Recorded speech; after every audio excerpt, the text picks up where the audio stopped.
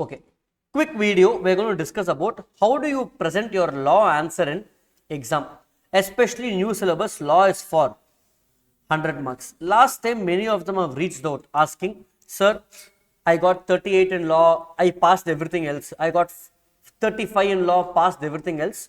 So law presentation is very important because accounts you are familiar in school. Economics and maths is just MCQ, nothing to present. So law is going to be a game-changing paper now. Now that you know all the concepts, we are going to have, looking at the latest mock test paper for June exam, there are 3 types of questions in your MTP. If you have seen the MTP, if not, I have seen it, so I will tell you. One is direct question. One is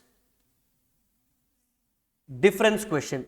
Next is case study based question. Only these 3 you have, and I will say almost 50% is for case study, little more than 50% is for case study, around 10%, 1 or 2 questions max is for difference, remaining 40% is for direct. Approximate split, is that what you have seen in the MTP? Yes, something of this sort is what we have seen, correct? Direct question is simple. Let me give you an example of direct question. I'll give you 2 examples. One, they might ask you from Contract Act, what are the modes of revocation of offer? What are the modes of revocation of offer? Counter offer, lapse of time, non-acceptance, notice of revocation, subsequent illegality, or death or insanity. We had a mnemonic in our class like clans. If you keep playing Clash of Clans, then you will die one day, death or you will become insane. So Clash of Clans was a mnemonic, all the points covered for what? This. Sometimes they used to ask, contract without consideration is void, but generally it is valid in few cases like agency, bailment, charity, or completed gift, or time barred debt. Time barred debt. Mnemonic for that we have studied in class was ABCD. What is ABCD? A is agency, B is bailment, C is charity or completed gift, D is time barred debt. Sir, 2 points are missing. Yes. When you learnt ABCD? In the past. So, in the past voluntary service, who taught you ABCD? Parents. They taught you out of natural love and affection.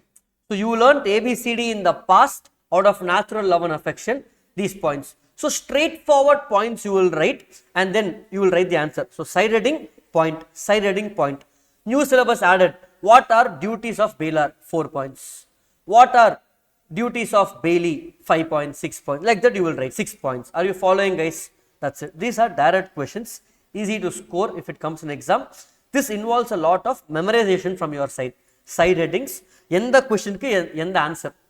That is important. For duties of bailer, you can't write rights of bailer. Gone. That's why you gave shortcuts, leave all of it. Difference is simple. You have many different questions in Contract Act like fraud versus misrepresentation.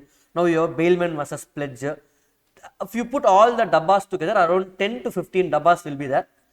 You should remember the basis. At least if you don't remember the basis, remember at least half the basis points and try to write your own basis. Follow the same template. Difference question comes means basis, bailment, pledge. Basis, voidable contract, valid contract. Follow the same dabba you see in the book. This also involves a little bit of concept plus memorizing the basis points. Coming to case study. At least what I have seen, most students do fairly well in direct questions because you are used to memorizing in school. Okay. Difference also to an extent you manage. Case study is where some of them take a hit. Okay. Now coming to case study, I will give you 2 alternate way of presentation. Those who are watching this video, part of our group, everybody part of the group, I will do one thing. Every day, let me keep the group open. If you are part of this group for presentation, we will keep it open for just 30 minutes. Okay. Or a specific day and time, I will keep it open. That time, whatever answer that you are writing, the image of it, you send it in the group. Those who are coming to offline class, you show it to me here. Let us spam that group with all the answers. Okay. When answers keep coming in, I will reply to each answer by sending an audio note as to, hey, what you have missed or what is wrong in this answer. Don't send the full certified copy. I don't have that much time. One answer you send which you feel you wrote well. I will reply to it and tell what improvements you can do here. Everybody in the group can listen to that answer, what answer I am giving. So you will know where to improve. Then I will start sending even well written answers in the group. I will mark this is a very good answer. This will get 4 out of 4. Those things you can see. So you can improve your presentation. You can keep sending the answers. Sending the answer to me separately in WhatsApp, you may get the reply a little late because 500 messages a day, little hard to reply for me, but group, we will keep it active. Okay. Now, case study, the traditional way how I always tell in all the classes is a 4 method: facts, provision, analysis, conclusion. Okay. Now, what is this? Basically, I tell everybody a simple thing. If you are writing answer for one case study, take that answer to your friend who is a not CA student, or your siblings in the house, or your parents who know to read well. Give them that answer. Are they able to read and understand that your answer is fine? Meaning, for example, there was one case study which I saw, it came on Instagram long back, where a High Court of Delhi gave a case where one actress got a bad haircut in ITC Hotel Delhi. Because of that, she lost to act in 2-3 movies. So they gave her a compensation of 2 crores. ITC had to pay her. Now, how they wrote this in the High Court judgment was, every High Court judgment or Supreme Court judgment is like this. First, they will write the facts. What happened? This actress went and got a haircut, bad haircut in ITC. Then, provision, consumer court provision, deficiency in provision of service. Service was not up to the mark. Analysis, because of this bad haircut and this provision, she lost to act in 3 to 4 movies and she suffered some 2 years of career challenge because hair has to grow back at the end of the day. Conclusion, 2 crores penalty for ITC. Clear? So when you are writing, you will summarize the facts, what is there in the question, in 2 to 3 lines.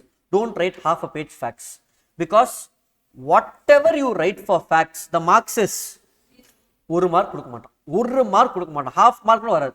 It's only waste of writing. But we are trying to build a court way of writing. Second, provision.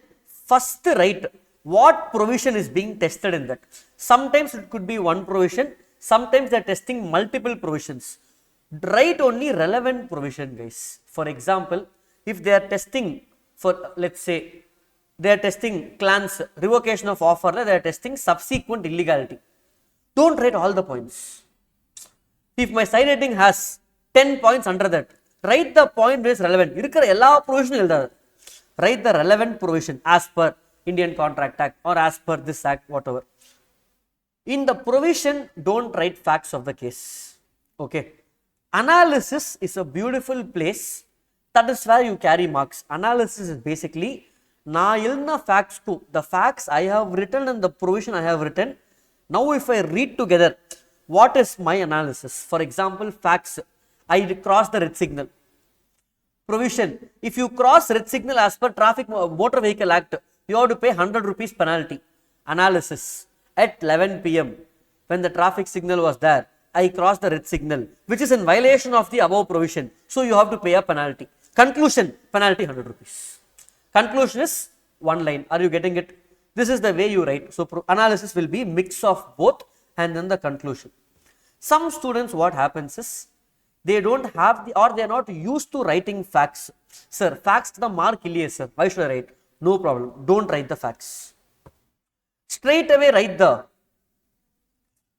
provision first. I personally don't prefer the analysis first. Some of them might tell write the analysis. How can I write analysis without giving the background to it? Directly you are writing, this is tappu sir. Edukku tappu? Why is it wrong? I need to give a reason. Correct? So if you want to write the second way, sir, my handwriting is slow, sir. I am not able to write 100 marks in mock test paper. Then leave the facts. Forget about the facts. Okay. But follow only one for full exam. Only follow only one. First you straight away write what? Provision. Next you write analysis. Next paragraph. This time analysis will have little more detailed facts. and then write conclusion. Some people will write conclusion first. The third method is, sir, I will write conclusion first. Give the straight answer. Yes, no, liable, not liable, punishable, not punishable. Then they will write why, provision below. Why they will write analysis below. This I have seen some of them do it. Basically, they are changing the format. Are you following, guys? Are you getting it? Follow whichever style is comfortable for you. All three are fine. Basically, it's the same. You are just changing the order. But simpler again, if I should tell you, if you show your answer to me, I should know what is the answer and I should also know what is the question without reading the question. As simple as that. This is what I tell people. If I read your 5 marks case study answer, don't send me the question paper. I should know what was the question and what is the answer with the provision and conclusion. If I am not able to figure that out, that means your presentation is not up to the mark. That's it. Are you getting it, guys? Is it clear? So with this, those who are watching the video, ensure you are part of the group. As how I mentioned in the group, I will keep sharing what? The time basis where you can share your answers. I will reply and give you audio feedback for all of that. Applicable for offline, online live and recording students. I will keep it open only for a few days till exams. Of course, after exams, group will die. That's it. Okay, it's a temporary group. You can leave, stay, whatever it is. Fine. That's it. This is about presentation. So more active you are, I can respond to you. If you are not sending day before exam, sir, give me presentation feedback. Sorry, I can't help it. Okay. Day before exam, I won't tell you also if it's not good also, because what you will do? You will only panic. So now is the time to work on it. Fine. That's it. This is about presentation. Okay.